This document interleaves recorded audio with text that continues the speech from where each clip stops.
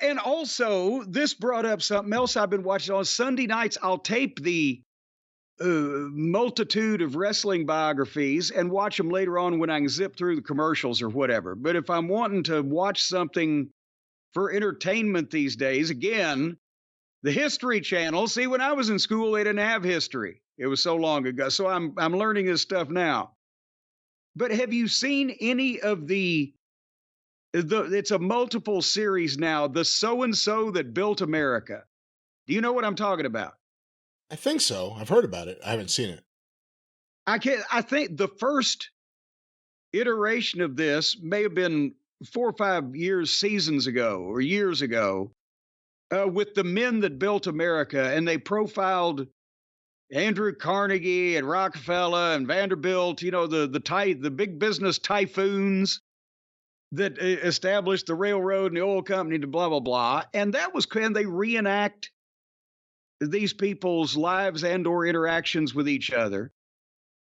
And then I guess that was a success for them. And now there's everything. There's the icons that built America, the brands that built America. I love the food that built America was a series last couple of years. And I mean, everything from profiling Colonel Sanders and Kentucky Fried Chicken to the dueling Pizza Hut, Domino's thing. They've always got two of the companies that are kind of doing the same thing, coming up at the same time and button heads. But it also reminded me when I was a kid, how many things there are now to eat that we didn't have when I was a kid. Because remember, I'm so old, when I was a kid, people still saw in black and white. I was 26 years old before I ever heard of a fucking buffalo wing. Think about this now, Smithers. Are you thinking? Well, I mean, buffalo wings aren't a thing that were around. Chicken wings weren't a thing 40 years ago, 50 years ago. That's what I'm, but and I, as a matter of fact, was reminded that I was already a kid when they frosted the Pop-Tarts. How about them apples? I remember the commercials now with frosting or whatever the fuck. But when they go back and show that, remind everybody, the whole fast casual dining chain, Applebee's, Ruby Tuesday, TGI Friday, every other day of the fucking week. It didn't exist in the 60s, especially when I was a kid, and in the early 70s. You either went to a local fucking restaurant, as this so-and-so restaurant, or you were eating McDonald's, which had only been around at that point 10 fucking years or whatever. And now we just take all this stuff for granted. Yeah, see, McDonald's has been here my entire life. It's hard to imagine, like, McDonald's not being here. I think I said this the other day. I was a teenager the first time I had any McDonald's. And but also when I had Wendy's the first time, when I think I was 12, I think we got it about the same time, but we didn't have a McDonald's out here, but we got a Wendy's closer. I was like, oh shit, there's no fucking bun in the middle of the patties. This is new. What are your thoughts on that? Do you like a Big Mac?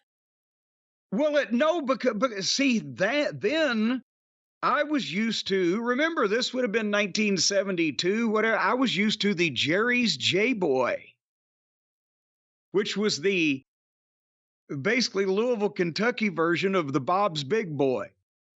And it was the same thing, the sesame seed bun with the two thin patties and the fucking middle bun and the goddamn stuff on it, which it was all the burgers that I had to eat before I was 10 years old, because it was right down the road here, and that was fast food.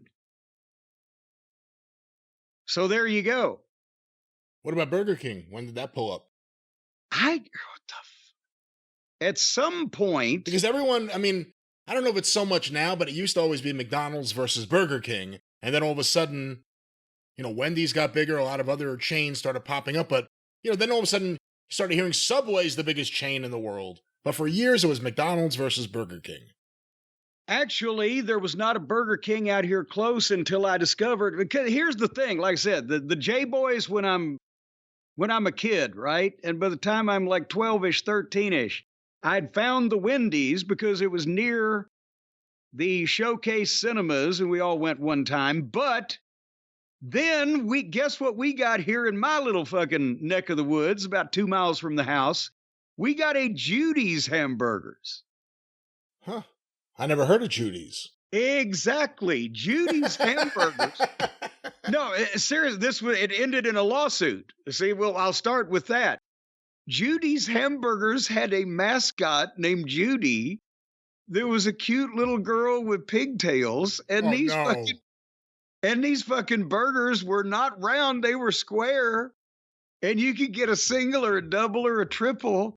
And it was Wendy's in everything but name. That's crazy. It was insane. And they were better than Wendy's. That's the thing. Okay. And boy, they got used to seeing me when I got my driver's license, especially, right? I was over there all the time, and they would fix me up from about the years that I would say 13, maybe 14 to 17 before they were shut down. That's the only place I'd fucking go, right? And the fries were exactly the same. And they had, I think they had some kind of, at the time, Wendy's had the apple tartlet thing, and they had some kind of apple turnover thing. Who owned it? Was it like someone who had been a part of Wendy's who was trying to just stay in the business? I can't, before. God, years ago, I saw an article, and I can't remember all the specifics, but they opened a few of them, maybe this one and a couple of others, and then their expansion efforts were stymied by the fucking fact they were goddamn blatant copyright infringement or some kind of trademark bullshit. And then it became a radiator place. The building that the Wendy's where the Judy's was in. Yeah, no, I found some little article from answers.com. I don't know if this is AI generated or what. Who owned Judy's hamburger chain? Though many tout Wendy's Dave Thomas is the founder of the idea, history argues from a different point of view. According to local lore, while Dave Thomas was managing and owning 3 or 4 places to eat that were failing, he turned them into KFCs. While there, during the age of McDonald's and burger wars, a guy working with him came up with a plan to market hamburgers without having to freeze the meat. But this guy was penny wise and pound foolish. He made a deal with Dave Thomas that gave the lion's share of all future locations to Dave. Upon seeing the success of Wendy's chain, and knowing that it was originally named Judy's, after a real name, instead of the later adopted story of where Wendy's came from, regret and greed set in, regret and greed set in for winding up with the short end of the stick, providing substantial proof it was his original idea and not telling the whole story to investors. Nashville's General Care Corp started doing a deal for Judy's locations and franchises. Wendy's and Judy's looked exactly the same and sold the same menu items. That's so funny. Except that Wendy's was red and Judy's was blue. That's right. On West End Boulevard by Vanderbilt. I don't know where this article's from. That's at Nashville, Tennessee. They were actually not far from each other. Even Pizza Hut and Pizza Inn were across the street from each other there. However, General Care Corp, a Nashville entity, did not have the ability to influence the federal courts on the real contract dealings Dave Thomas made. It appears to be a matter of fact, Dave Thomas bought and owned the entire Wendy's way of doing business. See, part of this just seems like AI. It doesn't seem like the reporter, either that or the guy's drunk as he's writing this, but. Well, there it is. The story of Judy's. Judy. Oh, when they closed that place, my heart sunk. I was like, oh, God damn it. When I was a kid in Long Beach, we had McDonald's, which had a playland area, so that was a big deal. Burger King, which I was pretty loyal to McDonald's, so I didn't give it a chance for many, many years. And back then, my dad's favorite, which everyone in the family hated because you had to wait online the longest at the drive-thru, was Jack's, Jack in the Box. And he loved those burgers, so I hated, as a kid, whenever we wanted to get McDonald's and he wanted Jack's, he had to wait in a pickup line for like 15 minutes for a burger. because they made them fresh, apparently. Well, it sounds like Steak and Shake. You'd love to have the food, but don't sit in the drive-thru because it'll be forever. But I had Jack in the Box because Stacy, being from California, said, "Oh, we saw one somewhere. Oh, we got to go there." And I'd never been to that before because they don't. At least now, I don't know what they got now. I don't go out anymore, but they didn't have them back then until the last few years in this end of the country. And by the way, I'm assuming it's Jack. I mean, it was definitely Jack's, but I thought that was short for Jack in the Box, and maybe I'm wrong. Maybe Jack's is a different thing. I think it's either the same thing or an offshoot of the thing. One or the other of those things. What about White Castle? Are you heathens up there? Oh, no, we had White Castle over in Lynbrook. So especially like once you got your driver's license, if you just wanted to really like be filled with self-loathing, you drive over to White Castle and just buy a bunch of everything.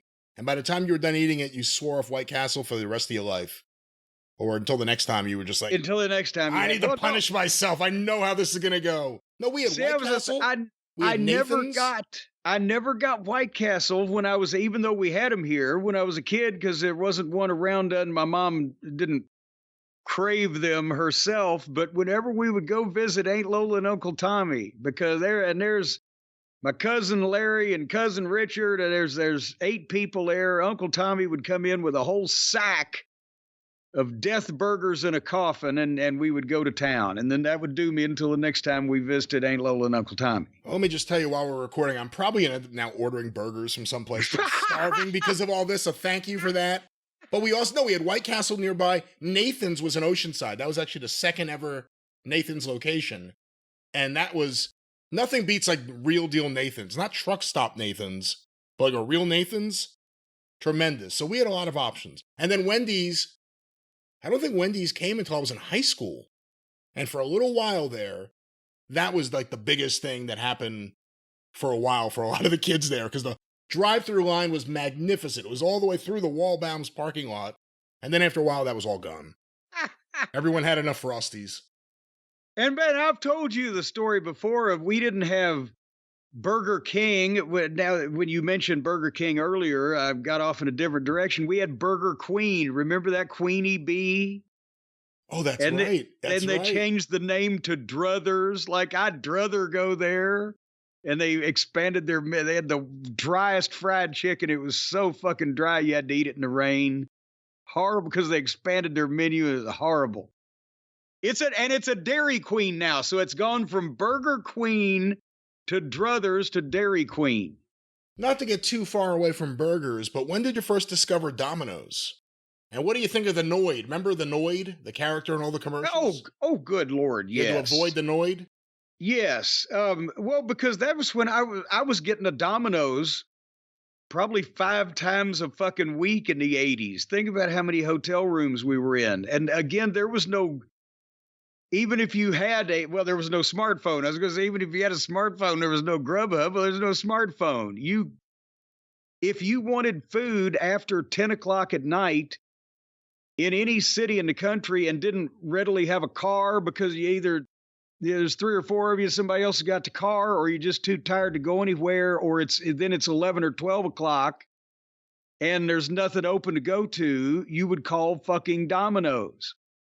And so I got to be a fucking expert. But no, but when did you first, like, I think of that as a late 80s thing, at least for me as a kid here in, not here, but there in Long Island. When did you first discover Domino's? Well, that would work.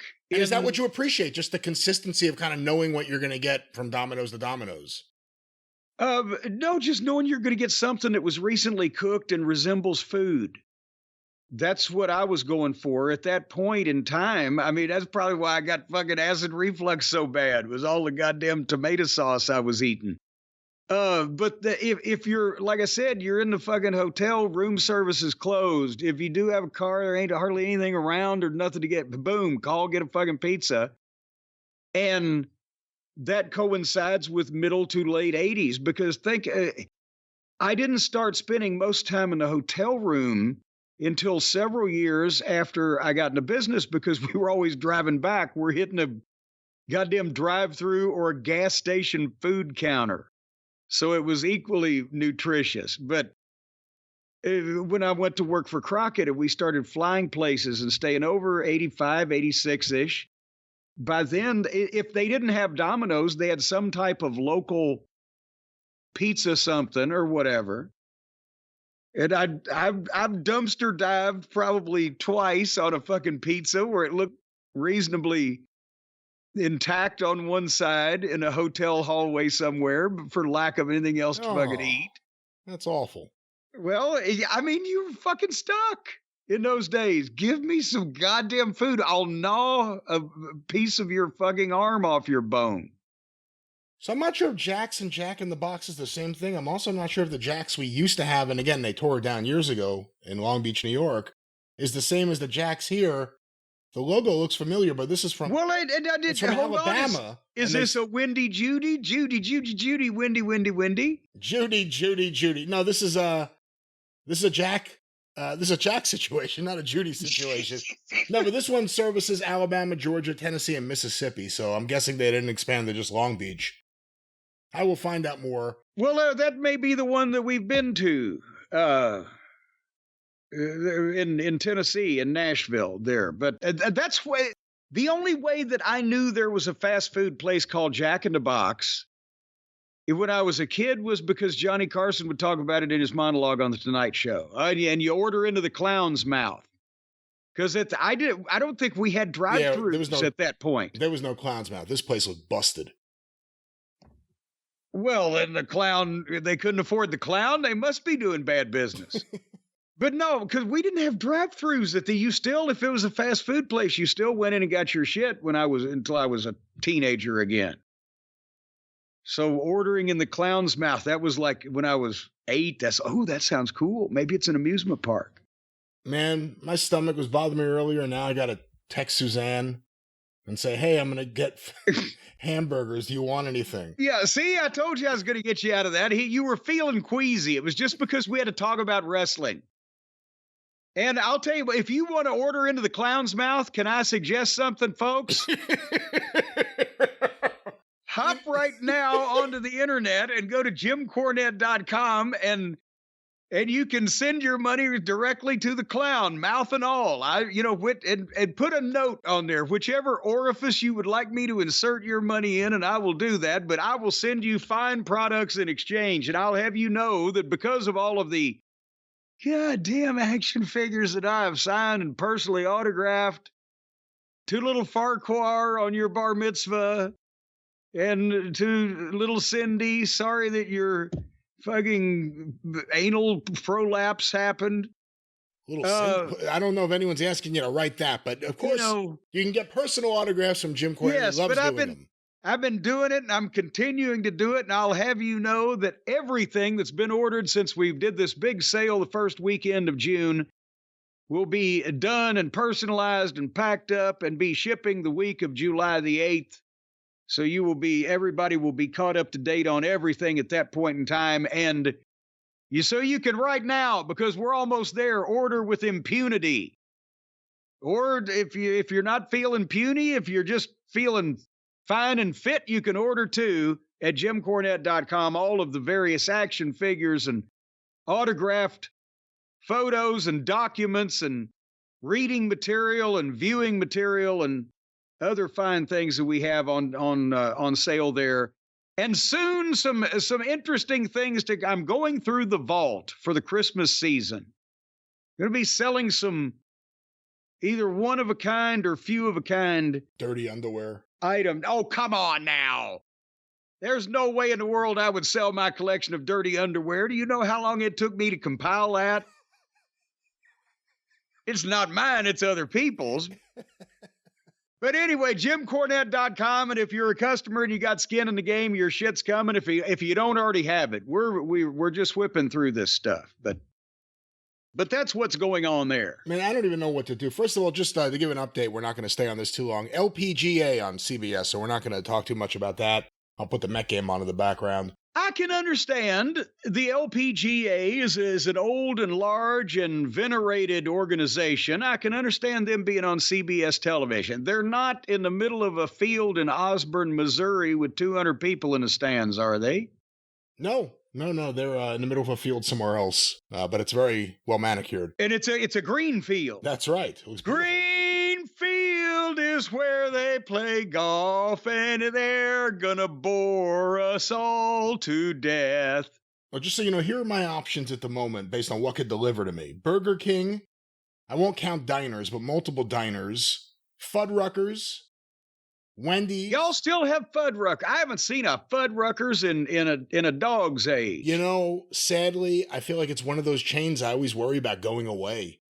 Because I feel like they've been diminishing since I first saw them in 1990 or whatever it was. Yes, they started out big and they got little. Oh, it used to be great because when I first got my license, there was one over by Nassau Community College, and I would drive over there to watch the Met games with my friends. And besides the fact they were serving us beer underage, other than that, they served you fries in an edible bowl. They don't do that anymore. There's no more edible bowl. Well, I think they had some kind of health department fucking issues with that type of thing. But it also a lot of that food was right out there where people could just get to it. Yes. And you know, they had started trimming back on that most restaurants even before the pandemic. I have Five Guys burgers and fries available. The burgers are fine, but those fries, I'm sorry, and especially they tell me where the potatoes came from, what state, what farm, what the parents' names were of these potatoes, and they're limp as goddamn Heyman's powerbomb form. They have no crispiness to them. I don't know why they're abusing those fine American potatoes. Well, that's Five Guys. I like their fries better than their burgers, to be honest with you. Well, and then maybe their burgers suck then, too. Obviously, White Castle here on the list. Oh, I don't know if you want to go that far. And various local entities I won't name, but they're all, every one of them is a risk of some sort. I don't know what to do. I'm starving now. I'm looking at all these juicy. Well, none of them are going to look this good when they arrive. Here, you're going to have to. I'm sorry, you're going to have to deprive yourself because we're going to be reporting on some fine quality wrestling programming as soon as we find some. What's this place? 30 Burgers. That's the name of the place. 30 burgers. Do they actually have 30 burgers? It's like Baskin Robbins of burgers. What is this? Oh, they do. Wow. The crispy chicken burger, the classic cheeseburger, the bacon royale, the bacon cheeseburger, the bullseye barbecue, the turkey royale, the Philly burger, the gyro burger, the Trenton burger, oof, the mushroom Swiss burger. Trenton? The Trenton burger, grilled pork roll piled high with melted American cheese and ketchup on a fresh baked deli bun. Good God. I don't think I'd eat that. The mushroom Swiss burger, the Athens veggie burger, the Chipotle bison burger, the El Paso burger, the spicy chili burger, the A1 blue burger, the black bean burger, the chicken club burger, the spicy Baja chicken burger, the grilled tilapia burger. Oh, for fuck's sake. Do you consider it a burger if it's not like a hamburger, if it's tilapia in the shape of a burger? Technically, it can't be a chicken burger. A tilapia patty? You don't think that works? It can't be a fish burger or a chicken burger. It can be a chicken sandwich or a fish sandwich. But so their concept is a bit thin, in my opinion. The 6 Alarm Burger. Fresh salsa, fresh jalapenos, hot peppers, chipotle sauce, pepper jack cheese, What? lettuce, tomato, and chipotle mayo on a Miami onion bun. Is there any meat in there? In the picture there is, but it's not listed here with all the spicy ingredients. Jesus Christ, it looks like a goddamn goat threw up, doesn't it? What would that, how would you even pick that up with your bare hands and try to delve into that? Yeah, I don't know. Then these people, they're way off, Jerry, way off. All right, well, this is your show. I was trying to help you. From a burger expert. All right. Chicken burger, tilapia burger.